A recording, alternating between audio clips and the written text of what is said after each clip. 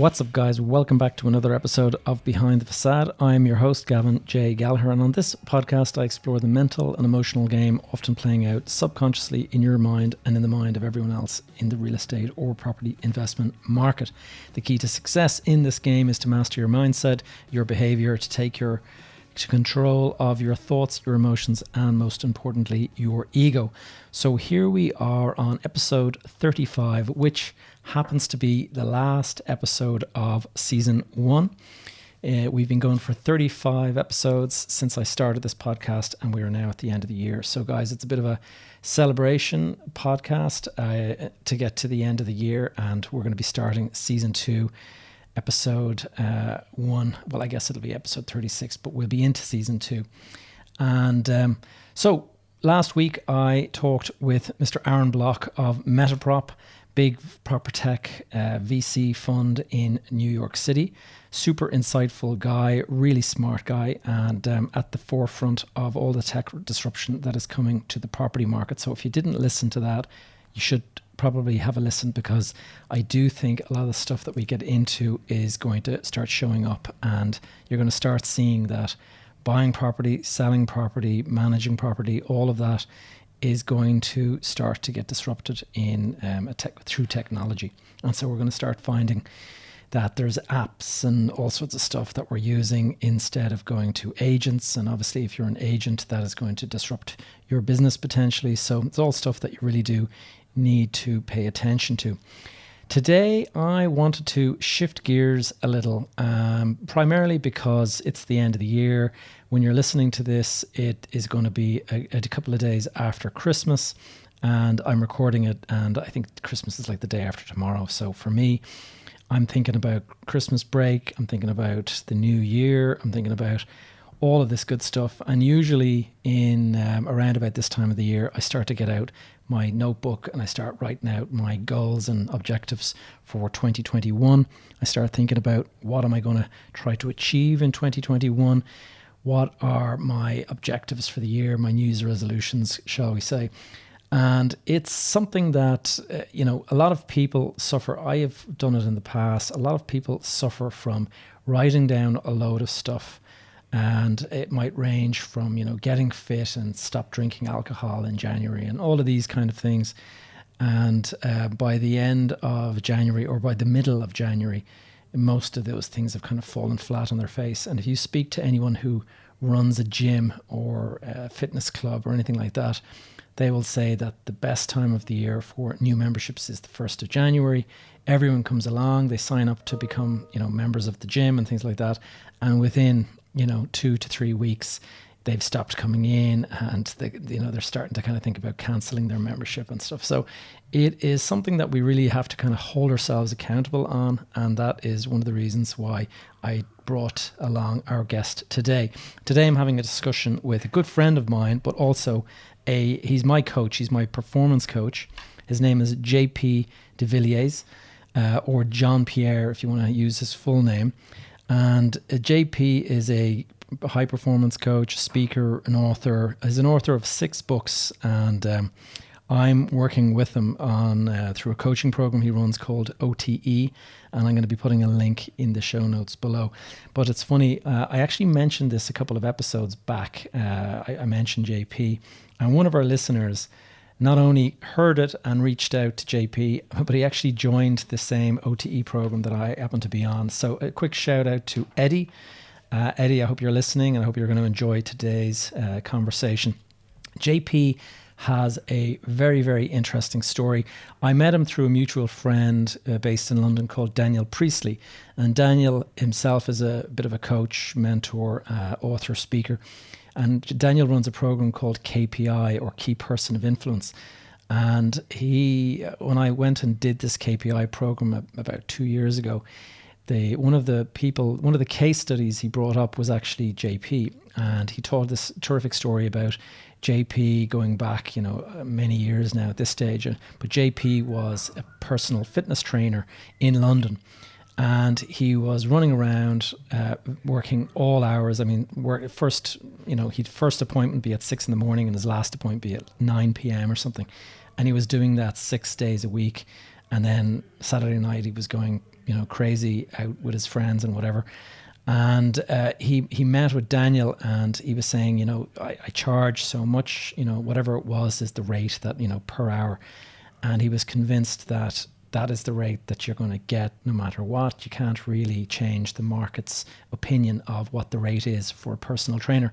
And Daniel got him to think kind of differently, and to write a book and to position himself as kind of a thought leader and person in this whole space. And so JP really took it to heart, and within a couple of weeks he had produced his first book, and I mean literally a couple of weeks. And he did it. He managed to find time during his lunch break to kind of write a chapter here and a chapter there and all of this kind of stuff. And it's pretty incredible. Anyway, he went on. He went from being a personal trainer to being this high performance coach to all these kind of corporate executives that could afford to pay him $40,000 a year or something like that. They would have JP coaching them to becoming these kind of like Iron Man or these like top performing athletes, even though they're the CEO of some big company and their job involved like traveling around the world all the time. And so this transformed JP's life, and it's really interesting. He created a program where you went to Thailand for I think a week or something like that of martial arts training. And it was a story that I found mesmerizing, and I can remember kind of thinking, wow, how you can like transform your life in such a short space of time. And so I always was keen to meet JP, and then something happened to JP which we're going to go into today in this conversation.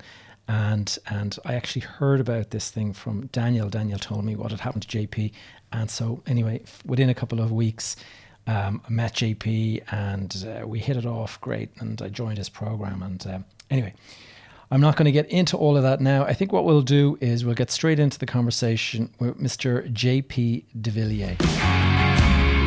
All right, JP, great to have you on the show. How are you? I'm awesome. Really happy to be here. Yeah, great to have you on. As a high performance coach, as my high performance coach, and as an author of, is it 5 or 6 books now at this stage? 6, yeah. 6 books, yeah. And I think I wrote one of the chapters in your latest book. Yeah, you did. Yeah. And athlete, speaker. I've spoken about you before on the podcast, JP, so it's great to have you in the flesh, so to speak. And but there's a few people here who are some of my listeners who may not be familiar with who you are. Would you like to just give us a little bit of a backstory as to your life and career to date?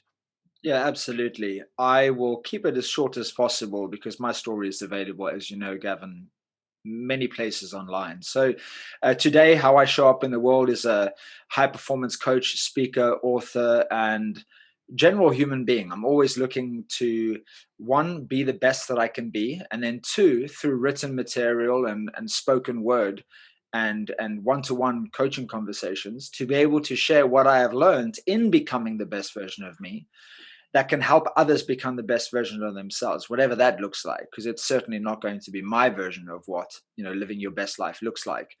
And my life, so essentially I live my life chasing the best of the best in the future, but also in the present moment.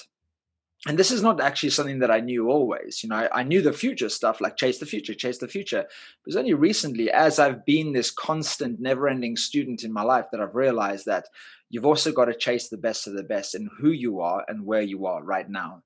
And that's crazy important. Otherwise, you'll just keep chasing the future for the rest of your life, getting to the end of your life, realizing that you never really lived because all you ever did was look towards the future, and now the future is gone because you're gone.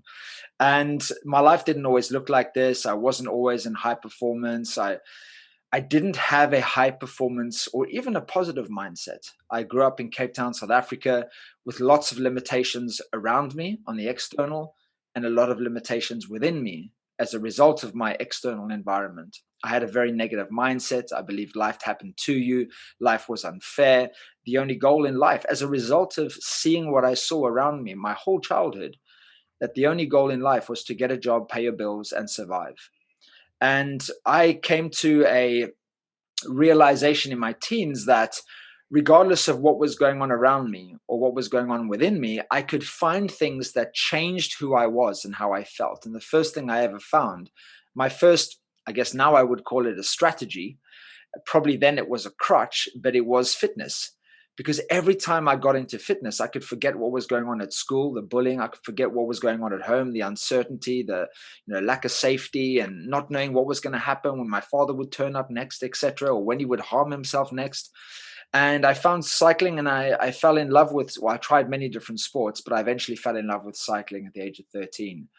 And I used that from 13 years old until 18 years old. I used that as a strategy for winning at life, even though it was on the short term. And there was probably more running away from than there was running towards in that strategy. And all our strategies, there's a mixture between those two things. What are we running away from by using this tool? And what are we running towards? Hopefully, we do more running towards than running away from. But for me, at that time in my life, I was running away from a lot of stuff. At 18 years old, I left school. I finally left this bullying prison and I got a job. I moved areas. I got new friends and I was introduced to new environments because obviously the people we spend time with, dictate how we show up and where we show up in the world. And I got into clubbing and partying and realized I wasn't going to be a pro athlete because I was taking freaking ecstasy every weekend and drinking and with girls and barbecuing and I was just living a full-on teenage life. And I thought, man, this is awesome. Now I'm 19 years old. Okay. So I'm like, this is awesome. I'm going to try and spend as much time in this environment as possible. And I had to find another vehicle for me to be able to do that. And I got into music and DJing and I moved to the UK from Cape Town. I got a job as a DJ eventually after working in a chicken factory, dog food factory, hotel. And I ended up at 23 years old after going on a 4-year mission to chase the best of the best and become my best. And at that moment in my life, I didn't know what the healthiest version of your best life looked like. I thought it looked like significance, acceptance, popularity, power, fame. And at 23 years old, I was DJing in Riga, Latvia. And I had all of these things. I was flowing there, stayed in the Radisson Hotel, the first time ever in a hotel. I was celebrated all night. I came out to 2,500 people, smoke, lasers, everything. I was a god. But at the end of that experience, when I went back to the hotel and everyone was gone, I realized that, yes, I might have accumulated lots of things on the outside, but when all those things were not there, not present, I felt incredibly empty. So at 23 years old, I realized just a powerful moment of awareness that I was going in the wrong direction. I thought I had it right, but you can only connect the dots looking backwards. And I realized that I was going down the wrong path. And it reminded me of my father when I was 13, 10 years prior to that. My father also got his life wrong for so long that he got to the ultimate version of the worst version of himself with so much suffering that he decided to take his own life. So I'm at 23. I decided this is not going to be me. I came to the UK on my own. It's my fault. It's my fault that I got to where I am today. No one else's. If you're an adult, everything that you are right now is your fault. And I say fault deliberately just to push some buttons. So I said, hey, if I can become the worst version of me, I want to become the best version of me. So I went back to the UK where I was living in London and I just started investing in myself, Gavin. I just started looking into personal development. I started reading books on excellence, peak performance, sports psychology. And I started to apply everything that I was learning. I started to get mentors, Tony Robbins and other teachers. And I read the book, The Secret, about the power of positive thinking. And between 23 and 25, I made significant shifts to my life, to my psychology, to my energy, to my attitude towards life, others, and myself. And things just started to change rapidly because as we start to change, things start to change for us. And at 25 years old, I was on top of the world, but genuinely, sincerely, in a healthy way, I felt limitless. I was back on top again, and I was doing it in all the right ways. And I realized, man, I have a lot of tools right now. If I can go from where I was to where I am now in 2 years and figuring it all out on my own, now that I know what I know, if I could give these tools to others, maybe I could start to witness others going through what I've just gone through. And that's been the story of my life. That has been the story of my adult life. keep finding out tools, discovering how I can be better physically, emotionally, mentally, spiritually, and just then being able to share it with others and watch. It's never been about a business for me, or how much money can I make doing this. It's being able to see the change in others, and that just inspired the shit out of me, excuse my language. And I've been doing it for 17 years. And I started just looking at what I'd always known, which was, okay, how do I do this? How do I help people? And of course, going back, connecting the dots. The only thing I'd ever loved was sport consistently. So I became a fitness coach. And then very quickly, within 3 years, because I had applied all the tools that I already knew at that point, I was an award-winning personal trainer. I trained A-list actors, singers in the UK, Olympic athletes. I did a Duracell commercial, and still the only personal trainer ever to do a personal training session in the London Eye. I work with Chevrolet, Facebook, doing motivational videos. But I realized that if I really wanted to help people become their best, I couldn't work on their physiology. I had to go to their psychology, because that's where all transformation happens. All transformation is a creation, and all creation starts with thought. Every single thing in the world has started with a thought. So I've switched to psychology, and I went from the basement in gyms to the boardroom in London, and I started coaching corporates, which I now call them corporate athletes, right? And those are generally my clients, right? They're corporate athletes. They want to be the best version of themselves in life, in fitness, and in business. And I moved into high performance, because I only wanted to work with people that were generally high performing in life, but wanted to tweak and be better. I wrote a book. I started speaking. I've spoken in 16 different countries, written 6 books, and I'm still a student today at 39 years old before I am a teacher. I'm still learning, still growing, and still sharing. Well, that's a great intro, JP. I knew I could rely on you just to kind of give you the microphone and off you go with it. And I know you've spoken at events with Tony Robbins and people like that. So you're quite the speaker out there, and quite well known in that regard. Yeah, so I've not spoken on the same stage as Tony. What I did was, for 2.5 years, I represented Tony Robbins and his brand. And what we would do is, I was hired as a Tony Robbins speaker, because one of the things I did, Gavin, was when I found Tony Robbins, I went to every single event. I mirrored him. I matched him. I watched every single movement, behavior, tone that he used. And after a while, people were like, man, you're really embodying Tony Robbins. At one point, 3 or 4 people said, do you know you look like Tony Robbins? I was like, that's crazy. So the people that host Tony in the UK, they contacted me and said, we're looking for a Tony Robbins trainer to represent Tony throughout the year, so that when he comes here once a year to the UK, he has a room full of 13,000 people, because a Tony Robbins trainer has been speaking all over the UK and Europe to promote Tony. So people in as far as Slovenia, Norway, Sweden. I mean, I've been everywhere, Ukraine, UK, Ireland. And they would go to these Tony Robbins events, 1-day events. Tony Robbins doesn't do 1-day events. He does 4, 5, 6 days. Right. But they would come to these 1-day events, and it would be Tony Robbins and da-da-da. And then it would say, led by a Tony Robbins trainer. And I was that guy. I was one of 4 people in the UK at the time. And yeah, it was awesome, man. I got to essentially be Tony for a day. And I'm doing the whole, oh, yes, and make you move, and getting people to celebrate. And yeah, I absolutely loved it. 2.5 years I did that. Brilliant.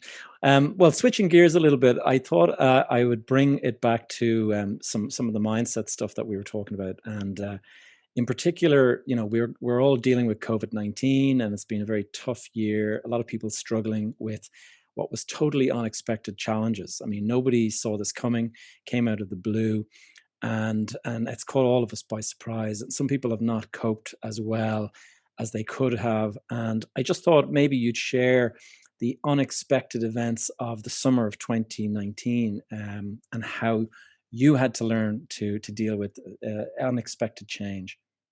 So first of all, yeah, thanks for speaking to that, because so many people, I'm sure even just the people listen to your podcast, are going through some kind of challenge right now, whether it's financial, business growth, personal growth. family, relationships.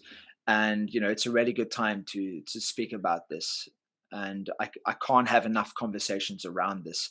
It's very important to remember that when when we're in the midst of challenge, when we're deep in our own valley, in the midst of our darkness, or, having to face the dark night of our soul because we're so challenged that we can't even find it in ourselves to be optimistic, even if generally you're an optimistic person. It's important to remember who you are. In times of uncertainty, we've got to at least have the certainty of who we are. Because if we lose the certainty in ourselves, we're fecked. If you lose the certainty of who you are in a time of uncertainty, you're in deep, deep trouble. And I'm so grateful that I have done what I have done for so long, practiced what I've practiced, learned what I've learned, because yes, I've had to face COVID over and over again in many different ways. And I'm going to share that in my own video later. But last year, 22nd of May, I faced a very different challenge. It was very physical for me, not just mental or financial. I was doing what I love to do, which is raising money for charity through extreme fitness challenges. And I was racing across the UK, cycling over 1,000 miles in 10 days. And on day 8, I was hit by a drunk hit-and-run driver head on, left for dead on the side of the road. Spent 2 weeks in intensive care, shattered my legs, my arm, punctured my lung, bowel surgery, all sorts of stuff. And I mean, you can't get more unexpected than that, because not only did I not see it coming, I don't even remember it. I have post-traumatic amnesia. So still to this day, a year and a half in, I have zero memory of the accident. And Gavin, I've used every tool, from plant medicine ceremonies to deep meditations at my house to visualizations to try and remember, but I just can't. But it is what it is. And there's a clue there in what I just said. It is what it is. So I woke up in intensive care and I realized, man, I have to deal with this. I can't change what happened to me. We can't change COVID. I couldn't change the fact that, 2 weeks later, when I was fully conscious in intensive care, that what had happened to me 2 weeks prior to that had happened. I just had to deal with it. You can't change it. You have to deal with it. And that takes responsibility.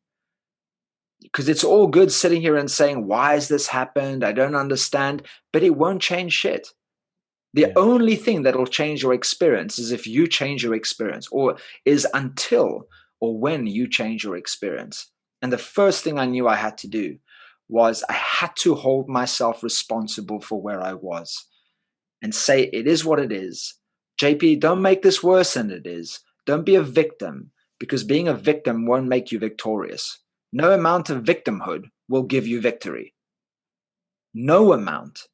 And I knew that very clearly, not because I was super wise, just because I'd been studying this stuff for a long time and working with the best of the best and sharing stages with some of the best speakers and learning from the people that, are incredibly influential in this area or inspirational in this area. So I'm not sure how much you want me to speak right now to that experience. I'll hand it over back to you, but I learned so much through that. But, or should I say, and I also grew so much through that experience, because when I woke up and I was fully conscious, I honestly just said, thank you. Thank you, universe. Thank you, God. Thank you, me, for investing so much in myself, because I need every tool that I've ever learned to use. I need it all now. Yeah. Yeah, I mean, in terms of the challenges that you faced, I mean, it wasn't just physical, it was also your business had basically ground to a halt as a result of the accident. Yeah. It's I mean, tough. it's interesting, Gavin. I woke up this morning and I said, I love this saying. Coincidentally, it's something that Tony Robbins uses all the time. The truth will set you free. And I woke up this morning truly inspired to share a video about me just being honest about the last year, like really, really honest. And, I'll start here on this podcast. Why not? It's been financially and business wise, in terms of business transactions going in and out, it's been the most challenging year of my life. And once again, I'm so grateful for these tools for certainty, these tools for energy, these tools for alignment, because I honestly don't know. If I hadn't been studying what I've been studying for the last 17 years, Gavin, I don't know where I'd be right now. I really don't. It's been tough, man. Having to let people go. I'm not afraid. I've stepped into boxing rings, jumped out of planes, etc., etc. And because of that, I've just taken lots of risks as well. And maybe because it's all part of my own learning, but none of those things have worked out. So I'm literally where I was a year ago, and I'm just tweaking, defining, looking for different things.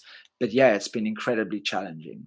And for anyone else that's maybe you're watching or listening to this and you're thinking, JP, that's me. The last year has just been survival of the fittest. I'm just trying to survive every day. If that is you, the only thing not the only thing, the first thing I'd love to share with you is do not go at this alone. I might have lots of challenges, but within ourselves, we're always living in three ways. So my challenges are on the external. They're outside of me. Business, clients, bank account balance, etc. But on the internal, we're always showing up in three ways: suffering, surviving, or thriving. And I'm always between thriving or surviving. I'm never suffering. Or at least if I'm suffering, it's only in a moment because I know what to do to immediately get out of that suffering. One of which is do not go at this alone. Have your power team, have the right people around you, have coaches, mentors, people of inspiration, people that inspire you to put one foot in front of the other, to take more risks, to trust your intuition in your decision making whilst you're going through this reset and reinvention, as my friend Daniel Priestley always says. And that is incredibly important. One of my mentors, someone that he always says, if you're doing it alone, you're doing it wrong. And if you're going through COVID right now, looking to thrive, but you're doing it on your own, I'm just going to be honest, you're making it very difficult for yourself. Now, you might not have all the financial resources in the world to surround yourself with the right people, but come on, it's 2020. We're more connected globally than we've ever been in our human existence. So, pick up the phone, comment on posts, DM people on social media. There's so many ways to get education, information, motivation, inspiration. And just by tapping into those four things every day, I very rarely say it's a guarantee because there's really no guarantees in life. But I will say this to prove a point, that if you engage with others every day and you look for information, education, motivation, inspiration, I guarantee you it's impossible to stay stuck where you are. And if, however, you still stay stuck where you are, I'm just going to say it like it is. It's your fault and no one else's, because there's just too much out there to help you get out of your own mud, to get out of your own suffering. Just pick up the phone, put on social media, go to YouTube, watch the inspiration. Watch these podcasts, Behind the Facade. If saying, I watched one Behind the Facade episode, it's great, but 3 months later I'm suffering. Yeah, it's because you only watched the bloody first episode. So consistency and discipline is everything in showing up, in your attitude, in immersing yourself in things and people and experiences that allow you to align and manage and optimize your energy. It's what we do every day is what we become. Yeah, I remember, I think it was Robin Sharma, and he said that your life is your days in miniature, or something like that. Which is, yeah. I mean, your life is your days in miniature. I'm not really sure. I think it's like how you show up every day is kind of how your life is going to end. Oh, your days are your life in miniature. Yeah, sorry, that's it. Yeah. Maybe.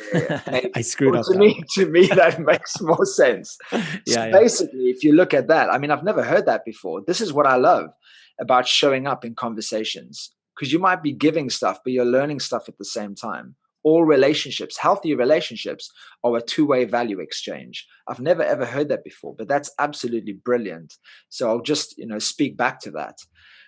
Every day is your life, just in a miniature mode. Yeah, So, that's it. how do you want your life to be? Oh, Gavin, this is so good. How you want your life to be should be how your day is today. Yeah, it's like Otherwise, it's incongruent and out it's of like alignment. what we talk about, the non-negotiables or the 10 commandments of your day and stuff like that. And if you build that into your day, that's how your life ultimately will look, because that's where the priority is being placed. Yeah, to give people context, in my coaching business and my teachings and my methodologies, I teach something called the 10 Commandments. And now, I'm not Christian, but if you look at Christianity, Christians say this is how we live. We live according to these rules, not when the sun's out, not when I've had enough sleep, not when everything's going hunky-dory. No, these are the rules for our life. These are our standards, and our standards in life are what we accept and what we get. So everything comes down to our standards. So look at your day, no, look at your life day by day, and ask yourself, who am I going to be? What habits am I going to have? What standards am I going to live by, non-negotiably, unapologetically? And as a result of those things, you will become someone else, or you will become the result of those things. Yeah. I mean, and there's also things that you can kind of remove from your life that will actually help. For example, I stopped reading the news in a couple of years ago, and I find that particularly good in terms of making sure that my mindset is not automatically moving to kind of one of scarcity, because newspapers are designed to trigger certain emotions that'll keep you kind of coming back for more of that bad news. So every time you look at the newspaper and they're talking about COVID and, the economy is going to tank and, people are being laid off and this and that, it puts you in this kind of mindset of scarcity, like, oh my God, everything is terrible. And that it triggers the amygdala, which is that point of the brain that's the fight or flight mode. And so it's very interesting. Once you remove that stimulus, you actually find that you can think much more clearly. Yeah, absolutely. Most people know that saying, you are what you eat, but you are what you consume, including information that you consume. You become, every single person on this planet becomes a result of everything that they've consumed. Now, you can change it. You might listen to this going, oh God, that's why I think the way I think. But you can change that. Just start consuming new stuff. And, the first rule of business is attention. If you don't have people's attention, you have a personal hobby. But the first rule of media definitely is get as much attention as possible. Now, when you have people, because we have this survival brain and we're just looking to survive, every human being on this planet, we're looking to stay safe. We're looking to protect ourselves, protect our families. If you have two newspapers at your local newspaper stand, and one says the world is all fluffy, everything's perfect, and the other one says watch out, which one you're going to go for? Watch Mm. out. That's what we do by nature. And it's just to make sure that we're surviving. So if the first rule of business is attention, especially in the media, to grab your attention so that they can keep having a business and not a personal hobby, is they got to get your attention, man. And that's why they put things like murder and death rates on the front of newspapers, or this celebrity has done this stuff. Think about it. I Yeah. mean, I've questioned not just this thing, but I've actually had conversations with people and said, what if someone, I'm in the middle of England right now, if some kid, no disrespect, if some kid has been murdered in South London and is being broadcasted to me on a radio station in the middle of England, hours away, what benefit does that have to my life? Zero. I've never, my whole adult life, have I been able to understand why something like that would be on the news. It's the old saying, if it bleeds, it leads. It's shocking, Gavin. Yeah. No, but I mean, it's exactly, it's how they sell newspapers is, the more shocking the thing, the quicker you pick it up. And so, and I mean, it's funny with the US election and all that. I've been watching Donald Trump and all of this stuff going on, and there's newspapers that are clearly anti-Trump, and there's there's news channels that are clearly Trump and stuff. And if you look at the two of them objectively, take your own personal kind of opinions out of it, and you just look at the two, it's like an echo chamber. It's absolutely completely different. One side, it's like looking at, reading about somebody in Mars, and the other one's like Different reading realities, yeah. total different realities. And the problem is social media seems to be actually kind of reinforcing this, because when the algorithm sends the news headlines to you that you've clicked on before, so you'll tend to continue to get more reinforcing kind of news of that nature. And that's why sometimes the best thing you can do is just pull the plug and just stop consuming the news. Yeah, two things I'd really like to add to that. And this has been through experience and observation over the last 2 decades. I've never actually read this anywhere. It just makes total sense to me. We always crave, our brain and our body craves what we give it most. So let's look at the body. If you eat sugar every day or drink fizzy drinks, your body will crave it because it's the most consistent thing or the most constant thing. And when you try to make a change or get fit or healthy or be better and things get overwhelming, your survival brain will say, hey, let's just go back to what we know, which is sugar. If you consume negativity and fear, without judging anyone for doing this, we're all just doing our best. And we do that all the time.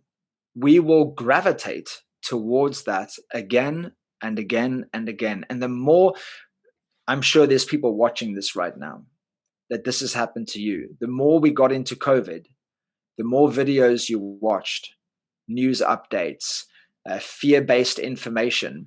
You got into it at some point. You got into it, watched one video, read an article, et cetera, et cetera. But the more you did it, because you want to do it more and more and more and more, and you get into this downward spiral. And that brings me to the second thing I want to share, which is everything that we're doing over and over again is either taking us on a downward spiral or an upward spiral. So to speak to everyone here, to share a tool with you, to give you energy and certainty and faith in the time of adversity and challenge, ask yourself this question. Is what I'm about to consume or what I'm about to do or what I'm about to think, is it giving me energy or is it taking me energy away? Or you can ask a different variation of that. Is this thing making me feel better or worse? Now, as adults and grown-ups, anything that we're allowing into our space that is taken away from our energy, making us feel worse, making us feel more uncertain, just remove it. And I understand that not everyone can do that as easily as other people, but I've become very good at this. I'm absolutely non-negotiable about what I consume because I'm always thinking of everything as a return on investment, or I'm thinking return on investment when it comes to everything that I'm doing. I don't even get into arguments. I'm just like, as soon as I realize, boom, we're in argument stage, I just say to the person, sorry, let's continue this conversation later.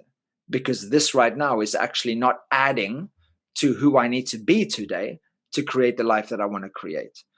And it might just be change your environment, change your thoughts, change what you're consuming. If you find yourself watching something and it's literally, you can see your frequency or you can feel your frequency lowering, get out. Yeah. Get out and go do something better. Change your state. Change your state. Go move into a different direction.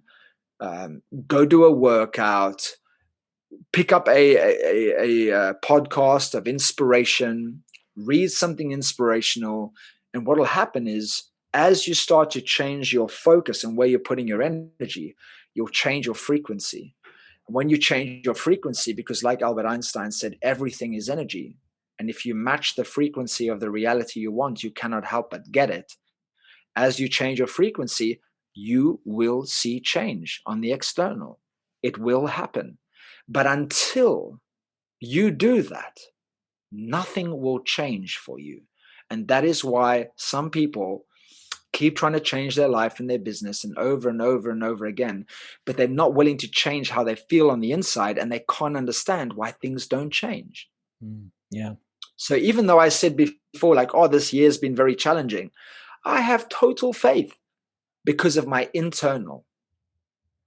I might see what I see on the external, but I have so much certainty within myself that I know my external world just hasn't caught up yet. And I'm just waiting for it to catch up. And, I say that playfully, but I also want to get that across very seriously. If you hold the faith within yourself, eventually the world will catch up. That is a truth. We talked with some of your other clients. I've got some pretty inspirational stories, and I thought we could actually, without naming names or anything, but there's one particular one that I mentioned to you earlier that stands out, and it's somebody who's just gone through a dreadfully challenging year and has managed to turn it around quite recently. And I just think sometimes it's good to hear these kind of stories, because there are people out there dealing with overwhelm and challenge, and maybe they've been laid off, or I know certainly one or two of the listeners, they've reached out to me and they've lost their jobs recently, and some of them have been on to me asking for advice, what can they do and stuff. Can you share any of your clients' kind of stories, and that might kind of provide somebody with some inspiration that, no matter how much struggle you're dealing with, that there is kind of light at the end of the tunnel? Yeah. Great thing to share. First of all, I'll come back to the one you just briefly mentioned. I'll share another one. I was working in London, and there was this gentleman, and he had just been fired. He just lost his job, 38 years old. And long story made very short, he was sitting in the corner of a room on his ass, elbows on his knees, hands on his head, thinking, what am I going to do? I've had this job for over 10 years. What am I going to do now? I never thought I'd ever have to get another job, or at least he had no intention. And let's just say he was in a very, very bad state. And I gave him some coaching, and I just said to him, look, you have a choice right now, as I did, lying in my hospital bed. As we have in COVID, we always have a choice. That's the only thing we have power of in our life, is we get to choose. That's it. And I said to him, you have a choice right now. Either this is the worst thing that's ever happened to you, or it's the best thing that's ever happened to you. It's just which one you are going to choose. That's it. I said, now you can say this is the worst thing that's ever happened to you because you lost your job and but let me just play devil's advocate. Let me just challenge you and actually tell you that this is actually the best thing that's ever happened to you. Let me ask you some questions. Are you willing to listen? You say yes. I said, did you absolutely love your job? No. Why were you doing it? Oh, just because of the money. I said, so if you could redo your life, would you have gone and done the same thing? No. If you didn't lose your job today, would you have ever lost your job? Would you have ever left your job? No, probably not. Did you get a settlement package? Yes, 6 months. So I said, so what you're telling me is you hated your job, you didn't necessarily love your life that you'd created for yourself, and you have a buffer, and you're not even 40 years old yet, which used to be considered middle age. Now that's like 50, 55. So you're still young, and you get to choose whatever it is you want to do. You can literally press reset on your entire life. How many fucking people get to do that? And I said it like that to him. And he was like, damn, man, I never thought of it like that. Yes, this is incredibly uncomfortable, but he was just, that's it. That's as long as it took. And maybe it took a 10-minute conversation, but he realized this is a blessing. It is an extremely uncomfortable, disruptive blessing in my life, because I get to now reset my life knowing what I know. And I could have never done that because I didn't have 10 years of experience. I know so much more now. I can get to do something different. So that's one example of just changing your attitude and perspective and perception about what's going on right now, and therefore your projection, what you see. Change the inner world, you'll change what you see on the outer world. You'll see more opportunity. Next one was COVID related. So, this client obviously, and let's just say this guy has a international company, multiple million turnover, even over, multiple million monthly turnover. And all of a sudden in his industry, things have started to change already in the last few years. And his business has started to suffer. So last year he's fine. This year, beginning of this year, he's starting to suffer. Things are starting to change. His clients starting to drop. Then COVID happens, and his biggest international clients drop. One of which was $700,000 a month revenue. Oh, wow. Gone. Boom. Now he's got a massive team and everything. Almost $1 million a month revenue from one client. And he got to a point where, now bear in mind, 1 year prior to this, I mean, if I ever asked him, how are you? He would always say one word, amazing. Because everything in his life was perfect. Then a year later, middle of this year, August this year, he's lying in bed for 4 days, not able to get out of bed because he doesn't know what to do. The struggle. He does not know what to do. He doesn't even know how to provide for his family. His family are worried. They're calling me saying, we don't know what to do. Please help us. Yeah. And then he just says, you know what? This doesn't have to determine my future. What do I need to do? And we just had a conversation. And I said, look, if you really want something bad enough, you have to have blinders on like a horse. You only have to see what's in front of you, nothing else. He went to a different town in his country, drove for hours, locked himself in a hotel for a week, got an agreement that they would just bring him food every day so that he didn't have to leave the threshold of the door of his hotel room, arranged for flip charts to be put in his room, and just went to work with absolute, non-negotiable, uninterrupted focus, and just started being creative. And long story made very short, created a product, partnered with some people, took his skills that he already had, applied it to a completely different industry, in no way related, and just made the first sale of that product. 2-3 months later, first order I think was 350,000 units, with a contract of multiple millions of his very first sale, multiple millions. Yeah, incredible.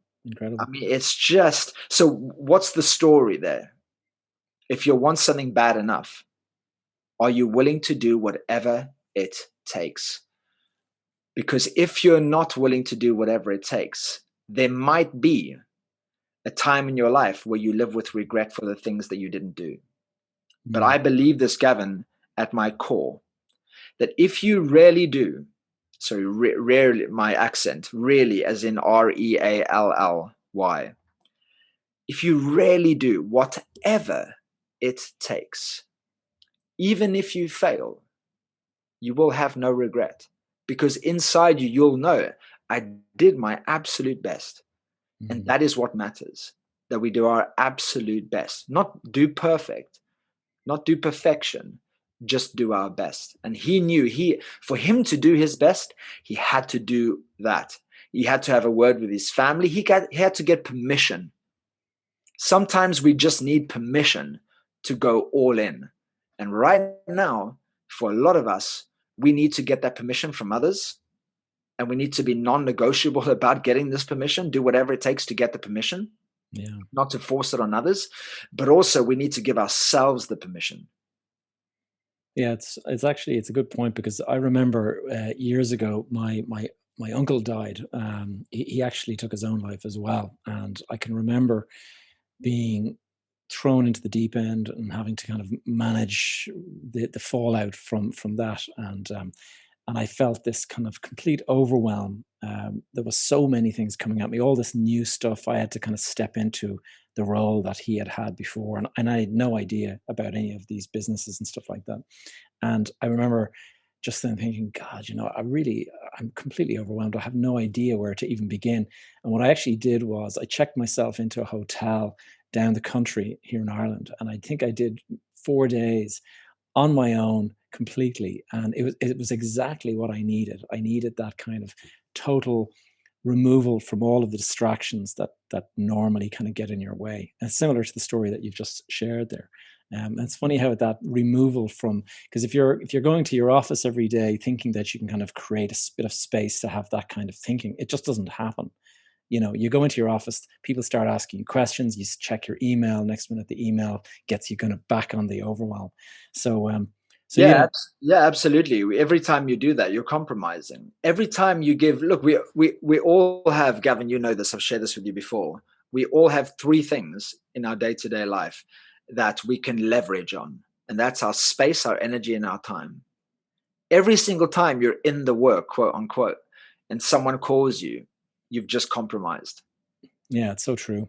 And And every it's time someone gets your attention, sorry, you are diluting the result. Every time you are diluting the potential result that you can get. Sorry. Yeah, no, I was actually going to say one of the reasons why. I mean, you and I met through Daniel Priestley, and I was actually flying to London to attend that thing that he does, the KPI course. And one of the reasons I used to like doing that was because it was the removal for me. It was to travel away, spend an entire day involved in something, and because of the removal, it gave me total focus, and that was really valuable to me. And I'm just thinking, how has it impacted you, COVID and stuff? Because you used to do live events and things like that, and now it's all through Zoom. And when people do Zoom calls now, they tend to be doing them sitting in either at home or in their office, where there's so much distraction all around you that it's very hard to do like an all day thing. How has it impacted you in that regard? So obviously, in a negative way, I've not been able to travel, which was my life. I think in the last 6 years, I've never spent more than 3 weeks at home. That would be like an extended time at home because I'm always being hired to speak or I'm running some kind of challenge or event around the world. So that's had a massive effect. And even just London, I had another, even now at the end of, well, hopefully it's the end of COVID and COVID restrictions. I just had a paid speaking gig booked for this week, this coming Friday, cancelled yesterday Oh because no. it's just gone into level 3. So obviously it's had massive negative impacts on my business. But once again, it just is what it is. So, looking at that question that I asked myself in hospital, it is what it is. Don't make this worse than it is. And the question, how can I make this better than it is? I've just used the last year to just do some deep work and get clarity. And like I said, I've invested in a lot of things and people, and it hasn't necessarily worked out, but I've learned so much.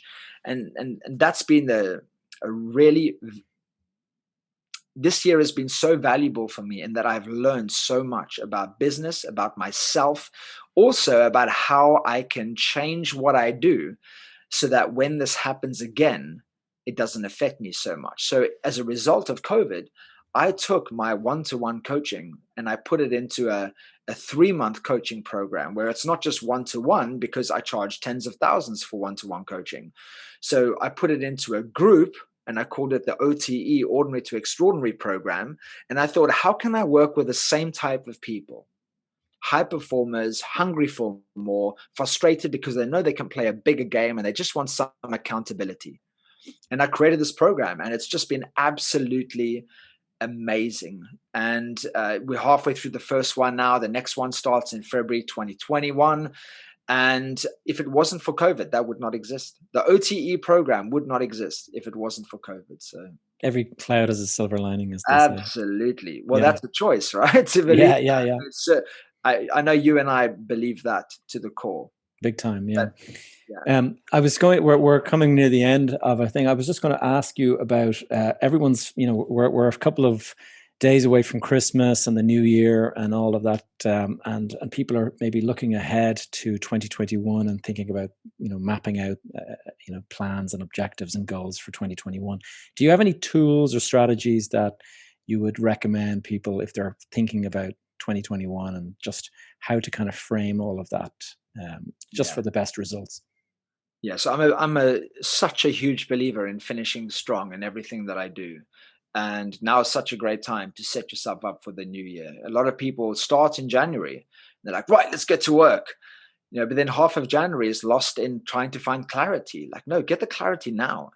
So that come 1st of January, you are raring to go. You are leaning in to the point that if you don't stop moving, you're going to fall over on your face because you're leaning in so much. So you just want to get running from January 1st, or I'll give you a day off, right? For some of you that celebrate New Year's Eve, start on January 2nd or maybe 3rd. But what I've used with my clients, and actually in this OTE program, is a tool that I call the roadmap. If you jump in your car right now, you want to have absolute clarity around where you're heading, right? You don't want to, Gavin, you don't have time to be riding around and trying to figure things out. And maybe I'll go this way, or maybe I'll go that way, or let me try this. No, have a plan. And that's what the GPS does in your car. It figures out where you are now, where you want to be, what obstacles do I need to avoid, and how can I get you there in the quickest, safest time. As quickest time and in the safest way. Sorry. And it's basically it's for the first step to answering this, to getting clarity on who you want to be and who you want to become and what you want to achieve in 2021 is this. Number one, where am I now? Where am I really now? Like, speak to the truth. Don't give bullshit. Where are you now? What are your letdowns? How have you let yourself down? What are your mistakes? What are your failures? What are your frustrations? Speak to the things that are not working. That's the first question. Next question is, where do you want to be? Speak to the truth. Where do you really want to be? Don't settle. Don't aim for good, right? If you aim for good enough, you'll always just get good enough. So what do you really want out of 2021? And I would highly recommend that, because obviously you're writing this down and putting it without outside of yourself, I would make sure that your internal state is, your energy and certainty is through the roof when you write this, because the goals that you write, I know this is not rocket science, most people here know this already, will be as a result of how you currently feel in that moment.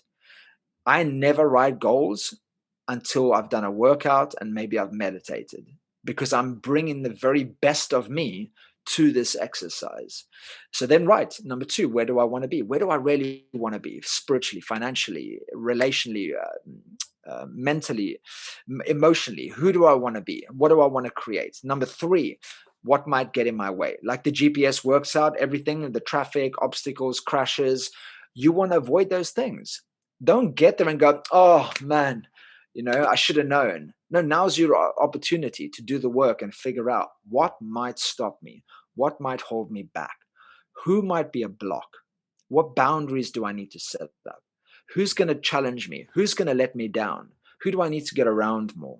That's number three. And then number four, as a result of these three awareness exercises, they're just giving you awareness of where you are, where you want to be, and what's in the middle, what might stop you. It's just awareness. But now you've got to take that awareness and you've got to act on it. So the fourth question is, knowing what I now know, what do I need to do? What do I need to make my 10 commandments? What do I need to act on? Where do I need to be all in? What standards do I need to set? This is the action point. Then the fifth point is, who do I need to recruit? So this is an extension. The first four, you've got to answer those first four. That's the GPS, the roadmap for your extraordinary 2021. But the next question to add to that is to come back to the front of this conversation, beginning of this conversation. Who do I need to recruit? Don't go at it alone. That's crazy. Why would you choose to do something alone? You might be able to go far, but you can go so much further with others. So who do I need to recruit? Who do I need in my breakthrough boardroom? Who do I need to be able to, whether they're really in my life or whether they're online or whether there's someone, so you're not talking about hiring somebody to, like, in the true sense of recruit. You're talking about, bringing people in that might just be inspiration. Absolutely. If you think of a footballer, right, you can be the greatest footballer in the world, but if everyone on your team is running in the opposite direction, you ain't going to do very well. And very quickly you will lose your ability to show up as the best footballer in the world, because you need a team around you. So if you look at your family or friends, where you consume information, do you watch YouTube videos, listen to podcasts, whoever you have in your life, whether online or offline, close to you or far away, you want to make sure that they're all running in the same direction.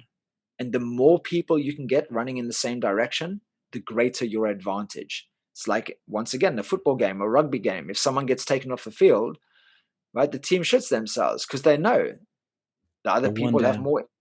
Yeah, we're one down and they have more power over us. So create as much certainty as you can around you by getting as much certain people around you. And then the sixth one, it's a bit cheesy, but something that I learned from my accident is just have fun, man. Just have fun. You're not going to get out of this life alive. You're not going to get out of COVID alive. You might not die now in COVID, but eventually you're going to die. So just, don't take yourself too seriously. Just do your best to just enjoy this journey, enjoy the process, laugh at the failures, right? Because if you're still standing here listening to this, you made it through everything you've been through. So, you know what I mean? It might have been tough, but you're still here. So just try to bring a good attitude to what you're doing, and what you're doing will just be more enjoyable. Yeah. I'll put a link to the OTE program in the show notes, actually. But some great advice there, JP. Just winding it up on the subject of great advice. Is there any particular advice that, if you were to happen to meet your 20-year-old self, that you would give? What advice would you give to that person? Obviously now, with the benefit of hindsight and knowing what you know. I would lean down and lean into my younger self. I would grab myself by the head with my hands over my head, look myself into my eyes and say, relax, my boy, it's on its way. I didn't know then that you will get everything you want in life. As long as you do the work, you will get everything you want in life. It might not show up how you expected it to show up, but if you keep doing the work and you keep holding the faith, you will get where you want to in life. You'll become who you want to become. So don't rush it. Don't question. Don't second guess yourself so much. Just trust that everything is on its way, and keep staying in momentum. Keep doing the work. Keep putting one foot in front of the other, and do it with a smile on your face, with an open mind, an open heart, and life will be extraordinary. I didn't know that back then. Yeah, great advice, JP. Thanks so much for being on the podcast today. If anyone wanted to reach out and find you, what's the best place to go look for you? So if they go to jeanpierredevilliers.com, it'll actually just take them to my OTE program, which the next intake starts on the 15th of February, and it's only for 20 people. And if you want to go to social media, just type my name in social media, jeanpierredevilliers.com. Or if you want to... Sorry? I'll put some links in the show note for you. I appreciate that. Thank you, Gavin. And I look forward to anyone wanting to have a conversation. No obligation. I just love chatting to people. I love serving wherever I can. And the last thing is, if you would just like to know more about me, type my name into Google and you can find everything from my story in depth to hundreds of hours of videos online, to even articles about my accident, national, international articles about the actual accident, about how I forgave the driver, about the experience I went through in court in forgiving the driver. I mean, pretty much you're going to find a lot of... There's a lot exactly. There's a lot there. I mean, privacy is so 90s, like, my whole life is on Google. Yeah. Okay, JP, it's been great to have you on board. Looking forward to putting this one out and catch up with you very soon. It's been a pleasure. Thanks, Gavin. All right, guys, I hope you enjoyed that conversation with my friend JP. It's been a while coming, and JP is actually one of the people responsible for all of the personal challenges that I took on in 2020. He's the guy that was kind of challenging me to do these stretch goals like the 4x4x48 and my 10,000 burpees in August, and my 61-hour fast, and signing up for Ironman Cork. In fact, JP is actually doing Ironman Cork with me next August. And also, I thought I'd mention that the best-selling book that I co-authored recently was actually on JP's suggestion. JP is kind of the lead author on that book called Your Best Life. And as I think I've mentioned already, it went to #1 on Amazon. It's been #1 in a number of different categories. And we're all very proud, actually, of the book that we put out there. So I'm going to put a link in the show notes if you're interested in buying that book. At this stage, it's too late to be putting in your Christmas stocking, but who knows, it might be a good book to get for the new year and just to kind of get your mind on all of the various stories that are out there. So that is it for episode 35 of Behind the Facade. Not just episode 35, but that is it for season 1 of Behind the Facade. I really do hope that you have enjoyed this first season. It has been a really great, just been a great learning experience for me, and I hope you've enjoyed. And thank you so much to all of you, all of the listeners who have sent me messages basically telling me that, you know, it's been helpful, or asking questions and looking for advice. And I'm looking forward to starting season 2. I want to make it a special year, and I'm gonna double down on all of the stuff that I've been talking about. If there's anything that you found particularly interesting, or topics that you'd like me to cover, please be sure to get in touch and let me know. I have already received a couple of messages from a couple of people who suggested their favorite podcasts this year, and so I'm going to be reaching out to those guys to thank them personally.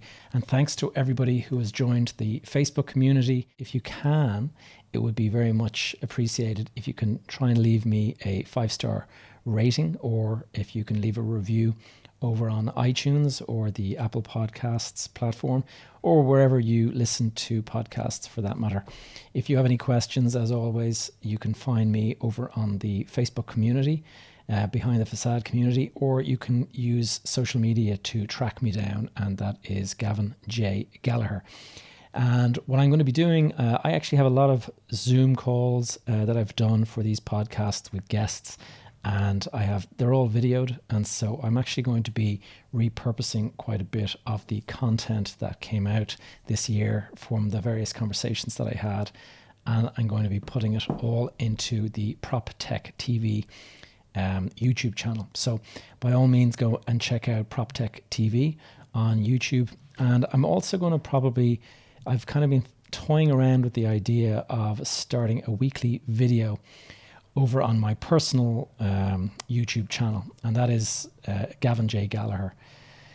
And so, I don't know, go and check that out. I've been thinking about what I would do, and I might just turn it into kind of a short, instead of being a long podcast. You know, podcasts tend to be 40 minutes to an hour.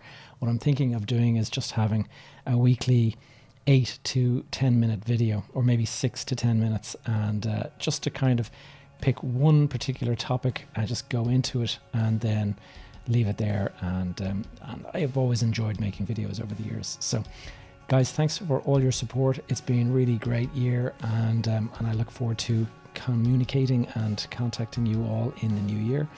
If you'd like to learn about the events and various things going on with me, as always, you can find me at the gavinjgallagher.com website. And if you put /go after that, you will go straight into the email sign up.